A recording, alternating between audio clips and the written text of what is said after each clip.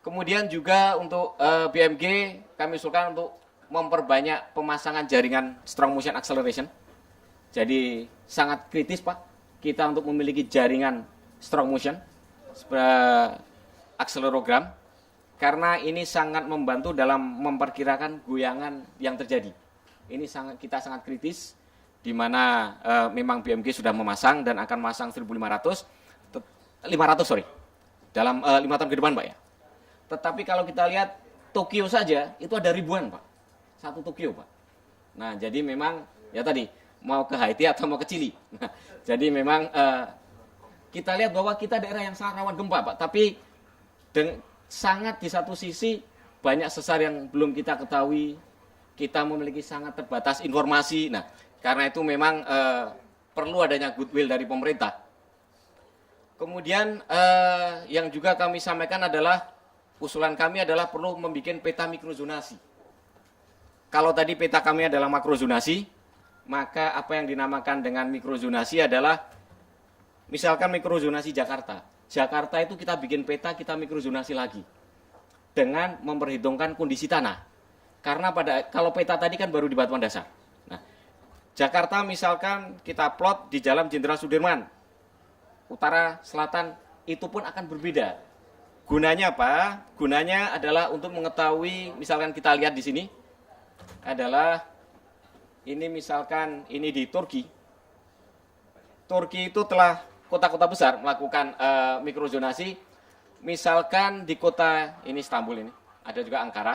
Nah, ini mereka di grid per 200 meter, kemudian dicari kondisi tanahnya, kemudian diplot dari batuan dasar ke permukaan bagaimana goyangannya. Dari goyangan yang di permukaan ini kemudian digabungkan dengan bangunan, dengan kerentanan bangunan. Sehingga bisa diperkirakan kalau terjadi gempa, misalkan berapa jumlah kerusakan, berapa jumlah korban, dan pada akhirnya bisa dicari berapa dolar yang diperlukan. Kalau kita lihat di kota-kota besar, misalkan hampir setiap kota besar pun ada yang namanya emergency plan, Pak.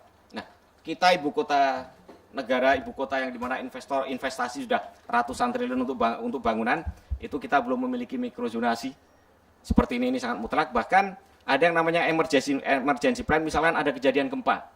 Kemudian biasanya di negara yang maju itu ada misalkan flyover di sana roboh, rumah sakit di sana tutup, kemudian airnya tidak jalan, genset tidak PLN tidak jalan. Nah, itu efeknya berapa kerugian, berapa korban jiwa. Ini sebetulnya kalau di negara maju sudah, Pak. Jadi balik lagi, kita mau ke Chili atau ke Haiti ini sebenarnya.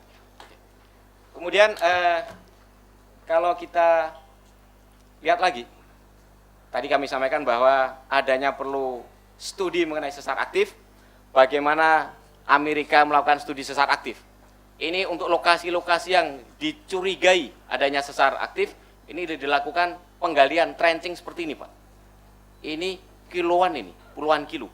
Jadi di sini mereka bisa memastikan secara akurat posisinya di mana dan di sini aktivitas kejadian gempa. Nah, ini kita belum melakukan ini.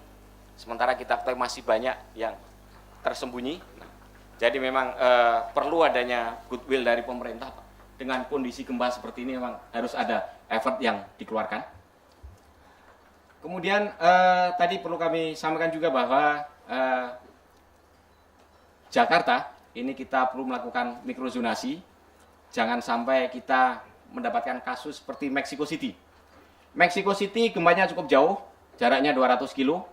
Ini mirip Jakarta di mana salah satu sumber gempa adalah di Laut Jawa.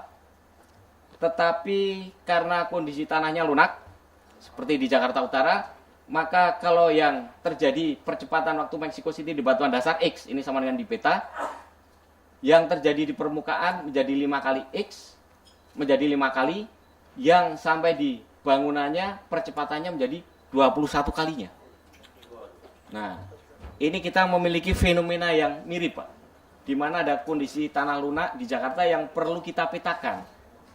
Nah, sehingga kita tidak ingin seperti Haiti, kita juga tidak ingin seperti ini, Pak. Karena itu memang ada dua, kalau kita kembalikan tadi, ada dua aspek yang perlu kita studi secara detail, kita selesaikan. Pertama adalah goyangannya sendiri. Kita harus memastikan akurat. Untuk bisa memastikan akurat goyangan ini, kita harus tahu sumber goyangannya. Ini adalah bagian daripada geologi dan seismologi. Yang kedua adalah selain goyangannya, maka juga bangunannya. Ini diimplementasikan dalam peraturan bangunan. Jadi memang kalau kita lihat mulai dari kita perlu mengidentifikasi mulai dari sumber gempa sampai goyangan sampai di dalam perencanaan dan pada akhirnya dilaksanakan bangunan secara baik. Kalau kita lihat misalkan kita belajar dari gempa Padang. Ini kebetulan foto saya sendiri ini Pak. Kita lihat di sana ada Hotel Ambacang. Nah, itu kalau dilihat ini tulangan balok, ini tulangan kolom nggak masuk. Bisa. Jadi di sini antara kolom dengan balok tidak nyambung ya otomatis kalau digoyang ya elek-elek ya roboh. Jadi selain tanahnya sendiri, kita juga perlu bangunan yang tahan gempa. Jadi memang inilah kasus-kasus di Haiti seperti ini. Kita lihat di Jogja, kenapa banyak bangunan roboh? Banyak kolom-kolom di sini yang di dalamnya malah diisi peralon. Nah, bagaimana bisa memperkuat? Artinya memang yang ingin kami sampaikan adalah kita punya PR yang banyak Pak. Mulai dari hulunya, sumber gempanya, kemudian sampai memprediksi goyangannya, sampai merencanakan yang baik dan dilaksanakan secara baik. Jadi kira-kira ini yang dapat kami sampaikan Pak. Kemudian, mohon maaf ini, rekomendasi saya ingatkan Pak Wayan masih ada yang kurang ini tadi. Kemudian, sebentar. Rekomendasi berikutnya, ini adalah jangka panjang. Tadi, nah, kami mengingat tadi kami sampaikan bahwa untuk bisa kita memitigasi bahaya gempa, itu dari hulu ke hilir, mulai dari sumbernya, mulai dari goyangannya, mulai dari rumahnya, maka selain rekomendasi yang sebelumnya, kami juga mengusulkan perlunya ada dibikin pusat riset nasional kegempaan, Pak. Memang ini adalah, ya kita hidup di daerah yang sangat rawan gempa, kita mau seperti Haiti atau seperti mau Chili. Nah, kalau untuk kita ingin seperti Chili ya, salah satunya adalah selain itu tadi, kita perlu membuat semacam pusat riset nasional kegempaan. Ini usul kami adalah di perguruan tinggi, ini bukan karena kami dari perguruan tinggi, Pak. Kemudian yang rekomendasi jangka panjang, ini melanjutkan yang sebelumnya, yaitu tetap melakukan riset terhadap patahan-patahan yang dicurigai aktif. Kemudian memasang monitoring, ini baik strong motion maupun GPS, karena dari pergerakan GPS ini bisa diperkirakan aktivitas daripada sesar. Kemudian kalau tadi adalah sumber gempa, maka perlu juga melakukan analisa perambatan gelombang. Kenapa kami menyampaikan di sini adalah perlunya kita melakukan studi, jangan sampai Jakarta nanti seperti Mexico City. Nah, ini perlunya melakukan analisa perambatan gelombang sehingga insya Allah kita bisa menghindari kasus-kasus seperti ini. Inilah jadi di sini kita perlu melakukan baik analisa perambatan gelombang maupun yang tadi kami sampaikan mikrozonasi. Demikian Bapak Ibu yang terhormat, ini dan yang dapat kami sampaikan. Silahkan dari rekan-rekan kalau ingin menambahkan.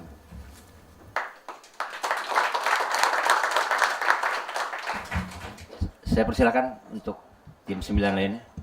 Sebelum nanti kita ada tanya jawab dengan teman-teman wartawan ya.